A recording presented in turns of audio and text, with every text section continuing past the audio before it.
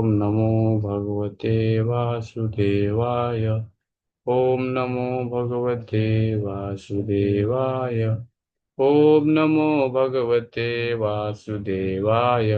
नारायणं नमस्कृत्यं नरं चैव नरोत्तमं देवीं सरस्वतीं व्यासं ततो जयमुदीरयेत्।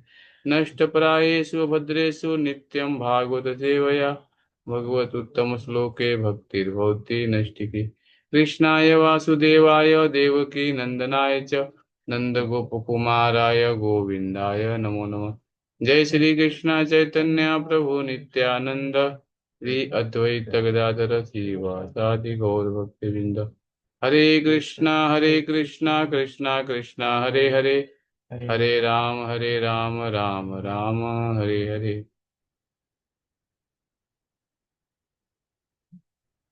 हरे कृष्णा सभी भक्तों का स्वागत है। आज हम भक्ति सामी सिंधु में भक्ति की प्राथमिक अवस्थाएं, तो श्रील रूप गोस्वामी ने भक्ति सामी सिंधु में भक्ति की तीन कोटियां बतलाई है। ये भक्ति सामी सिंधु जो ग्रंथ है, ये हमारे भक्ति जीवन के लिए एक मैनुअल है। तो भक्ति सामी सिंधु में भक्ति करने की तीन कोटियां बतलाई गई हैं। पहला होता है साधन भक्ति, दूसरा होता है भाव भक्ति और तीसरा होता है प्रेमा भक्ति। इन कोटियों के अनेक उपशीर्षक हैं। बताया गया है कि सामान्यतः यह समझा जाता है कि साधन भक्ति में दो भिन्न भिन्न गुण होते हैं, भाव भक्ति में चार और प्रेमा भक्ति में छह। इन गुणों की विवेचना श्रील रूप गोस्वामी द्वारा बाद में की जाएगी। इस प्रसंग में श्रील रूप गोस्वामी का सुझाव है कि भक्ति या कृष्ण भावनामृत के पात्र को उसकी विशेष रुचि के अनुसार वर्गीकृत वर्गीकृत किया जा सकता है। वे कहते हैं कि भक्ति मनुष्य के पूर्व जन्म से चली आ रही सतत प्रक्रिया है। तो बताया गया है कि भक्ति एक जीवन का नहीं है। भगवान भगवद गीता में बोलते हैं, बहुनाम जन्मनामन्ते ज्ञानवान मां कृते वासुदेव स्वरमिति सौ महात्मा सुदुर्लभम। अनेक जन्म जन्मांतर जिससे ज्ञान होता है वो भगवान की प्रेम भक्ति में लगता है। वे कहते हैं कि भक्ति मनुष्य के पूर्व जन्म से चली आ रही सतत प्रक्रिया है। जब तक भक्ति से मनुष्य का कोई विगत संबंध नहीं होता है तब तक वह भक्ति ग्रहण नहीं करता। उदाहरण के लिए कि मान लीजिए कि मैं इस जन्म में कुछ हद तक भक्ति करता हूँ, यद्यपि यह 100% पूर्णतया नहीं की जा रही हो, किंतु जितनी भी भक्ति मैं करूँगा वह नष्ट नहीं होगी। अगले जीवन में मैं पुनः वहीं से भक्ति प्रारंभ करूँगा। जिस बिंदु पर इस जीवन में मैंने बंद की हो, इस तरह सातत्य सदा बना रहता है। यद्यपि सातत्य न भी रहे और यदि कोई व्यक्ति संयोगवश शुद्ध भक्त के उपदेश में रुचि दिखाता हो तो उसे स्वीकार किया जा सकता है और वह भक्ति में आगे बढ़ सकता है। जो भी हो, ऐसे व्यक्ति जिन्हें भगवत गीता या श्रीमद् भागवत जैसे ग्रंथों को समझने की सहज रुचि है, उनके लिए भक्ति उन लोगों की अपेक्षा अधिक सरल है जो केवल मानसिक चिंतन, ज्ञान एवं तर्क प्रक्रिया के आदी हैं। तो यहाँ बताया गया है कि ये कई जन्मों से आ रहा है, ऐसा नहीं कि एक जन्म से है। और इस जन्म में मान लीजिए कोई व्यक्ति डॉक्टर है, हाँ, तो शुरू से पढ़ाई किया है इंग्लिश में, हाँ, ABCD पढ़ाई किया छोटे पे, फिर देखते हैं धीरे धीरे बड़ा हुआ, उसने डिग्री हासिल की। लेकिन इस जन्म में डॉक्टर है तो अगले जन्म में फिर से उसको ABCD पढ़ना पड़ेगा, फिर से उसको डॉक्टरी की पढ़ाई करनी पड़ेगी, हाँ, अगर मनुष्य जन्म मिलता है तो। लेकिन भक्ति जीवन में क्या है कि अगर आपने एक बार भगवान के नाम का जप किया, भागवत का पढ़ा, भागवतम पढ़ा, जहां तक आपने भक्ति किया है, फिर उसके आगे से प्रक्रिया आपकी चालू होगी। हाँ, तो भक्ति करने का ये फल है। यहाँ बताया गया है कि जितनी भी भक्ति होती है वो नष्ट नहीं होगा, अगले जीवन में वहीं से पुनः भक्ति प्रारंभ होता है।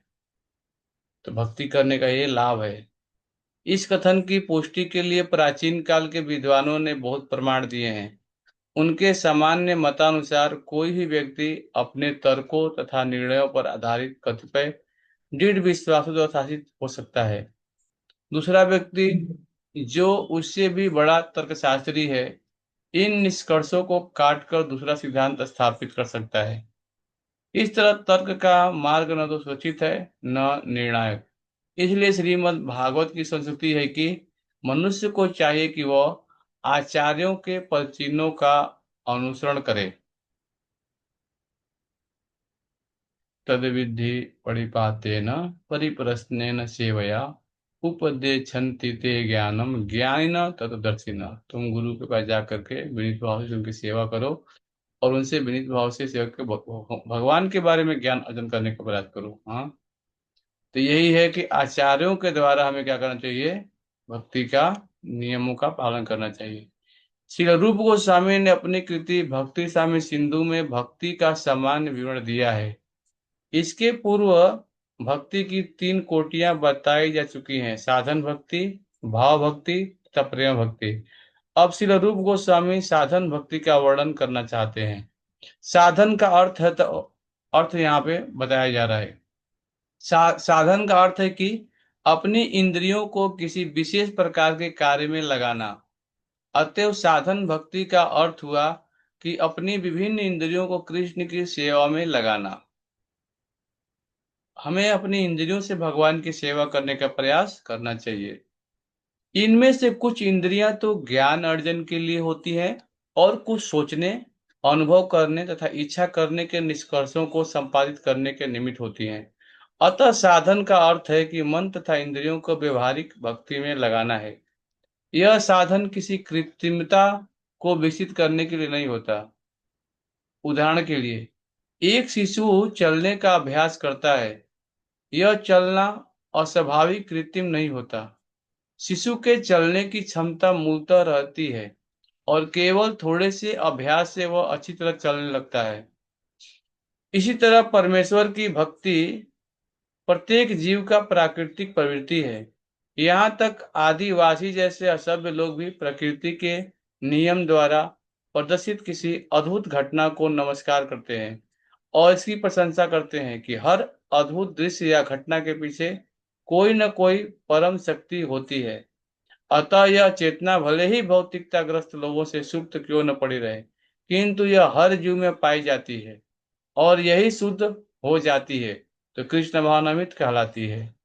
तो हम देखते हैं कि प्रत्येक व्यक्ति को सेवा करने की प्रवृत्ति होती है। कहीं ना कहीं वो सेवा करता ही है। बिना सेवा किए हम एक क्षण भी नहीं रह सकते। हाँ, कोई देश की सेवा में है, हाँ, कोई समाज की सेवा में है, कोई ऑफिस में है तो मालिक की सेवा में है। तो कहीं ना कहीं प्रत्येक व्यक्ति कहीं ना कहीं सेवा कर रहा है। लेकिन जो सेवा कर रहे हैं तो किससे हम किसको सुख कर पा रहे हैं, बताइए। हाँ, गांधी जी से कोई देश की बड़ी सेवा नहीं कर सकता है। हाँ, प्रभुपाद जी बोलते हैं, लेकिन देश के लोगों ने उनको गोली मार दिया।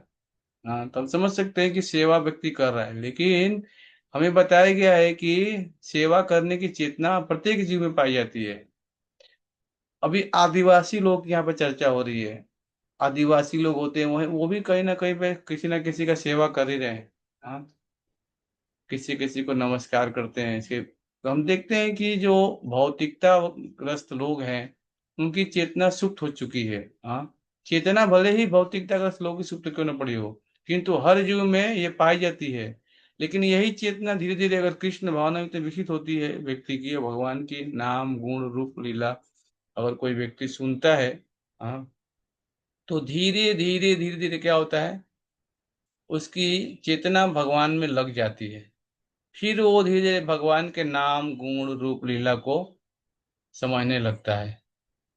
तो हमें क्या करना चाहिए? अपनी चेतना को भगवान में लगाना चाहिए, नाम गुण रूप लीला को सुनने में लगाना चाहिए।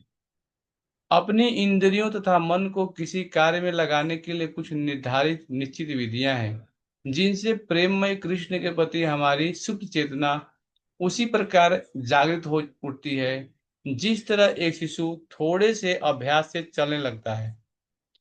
जिसमें मूलतः चलने की क्षमता नहीं होगी वह अभ्यास से चल नहीं सकता। इसी प्रकार मात्र अभ्यास अर्थात साधन से कृष्ण भावनामृत को जागृत नहीं किया जा सकता। वस्तुतः ऐसा कोई साधन है ही नहीं। जब हम अपनी अंत क्षमता का विकास भक्ति के लिए करना चाहते हैं तो कुछ ऐसी विधियां हैं जिन्हें स्वीकार करने एवं संपन्न करने वह सुप्त क्षमता जागृत होती है। ऐसा अभ्यास साधन भक्ति कहलाता है। तो साधन भक्ति के यहाँ बताया गया है कि हमें आंखों को लगाना चाहिए भगवान के दर्शन के लिए, कानों को लगाना चाहिए भगवान की कथा सुनने के लिए, पैर है तो हमें जहाँ जहाँ भगवान के धाम है वहाँ वहाँ जा करके। हाँ, तो हमें देखते हैं कि जब हम अपनी इंद्रियों को भगवान की सेवा में लगाते हैं तो भगवान का नाम है ऋषिकेश। भगवान सारे इंद्रियों के मालिक हैं।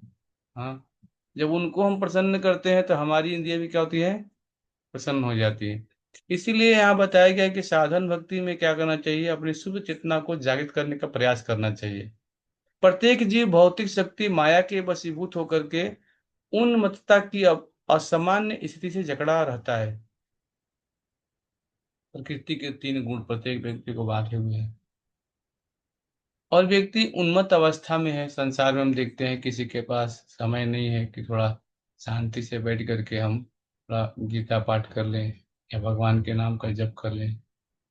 तो उन्मत्तता के कारण क्या है, प्रत्येक व्यक्ति हाँ भौतिक प्रकृति के गुणों से बंधा हुआ है। श्रीमद् भागवत में कहा गया है कि सामान्यतः बद्ध जीव उन्मत्त होता है क्योंकि वह सदैव ऐसे कार्यों में लगा रहता है जो बंधन तथा दुख के कारण है। आत्मा अपने मूल रूप से सच्चिदानंद स्वरूप है। भौतिक कार्यों में फंसने के कारण ही वह दुखी, नष्ट तथा अज्ञानी बन गया है।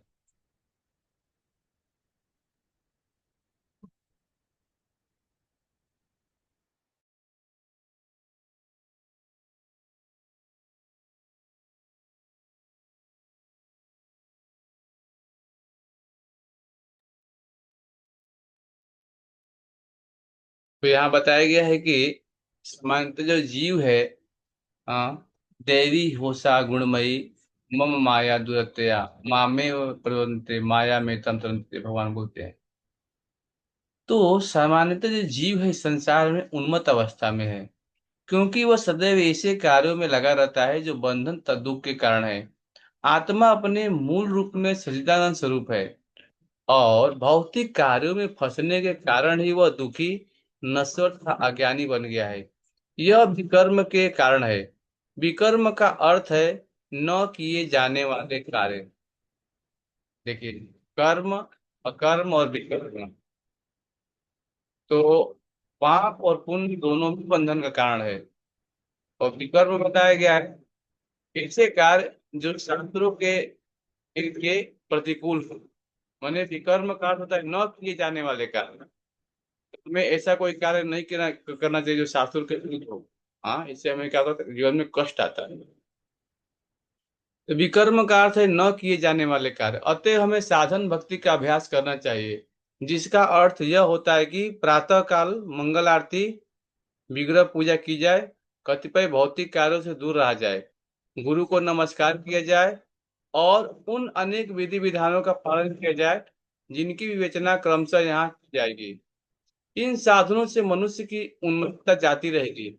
जिस प्रकार मनोरोग चिकित्सक के आदेश से मानसिक रोग चला जाता है, इसी प्रकार साधन भक्ति से बद्ध जीव की वह उन्मत्तता दूर हो जाती है जो माया के वशीभूत होने से उत्पन्न होती है। बहुत अच्छा एक यहाँ पे उदाहरण आ रहा है मनोरोग चिकित्सक। हम देखते हैं कि प्रत्येक व्यक्ति डॉक्टर के पास जाता है और जैसा भी डॉक्टर बोलता है उसके अनुसार हम वो कार्य करते हैं, बीमारी ठीक हो जाती है।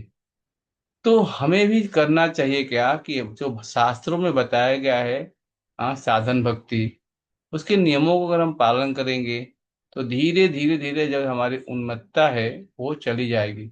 क्योंकि प्रत्येक व्यक्ति भौतिक उलझनों में फंसा हुआ है। वो ऐसी जगह ऐसा आनंद ढूंढ रहा है, हाँ, जो यहाँ पे है ही नहीं। फिर मान लीजिए कि किसी का प्रतिबिंब है, प्रतिबिंब की परछाई को हम हाथ से नहीं पकड़ सकते, है कि नहीं।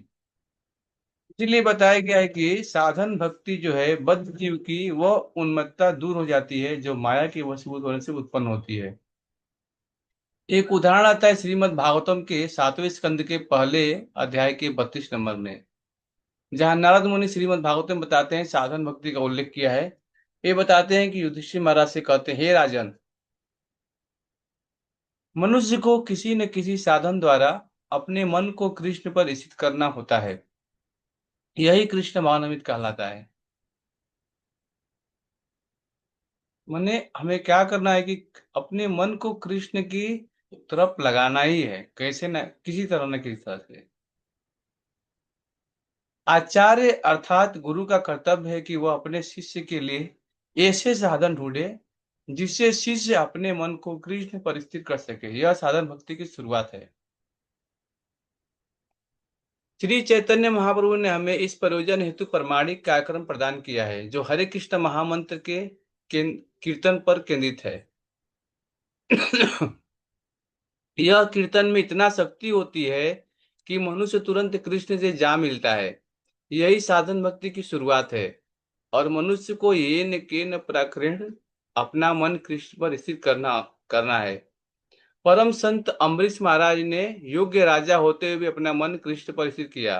इसी प्रकार जो कोई भी इस तरह से अपने मन को स्थिर करने का प्रयास करता है, वो अपनी मूल कृष्ण चेतना को सफलतापूर्वक जागृत करने से तेजी से प्रगति करेगा। हाँ, तो यही बताना चाहते हैं कि चैतन्य महाप्रभु आए थे इसीलिए, हाँ, कि सब व्यक्ति भगवान के नाम का जप करे और हरे कृष्ण महामंत्र पे, हाँ, क्योंकि वो हरे कृष्ण महामंत्र लेके आके सबको वितरित किए, क्योंकि कलयुग की यही औषधि है।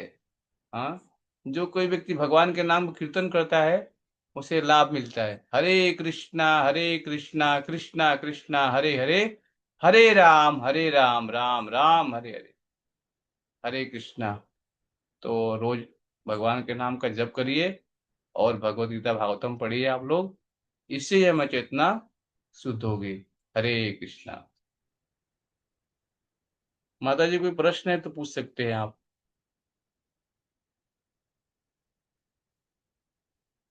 हरे कृष्णा। बहुत बहुत धन्यवाद। हरे कृष्णा। जय श्री श्री राधा श्याम सुंदर भगवान की जय। जगन्नाथ बोल के सुबह किसी को और नहीं पाएगी। जगत गुरु श्री प्रभुपाद की जय। जय गौतम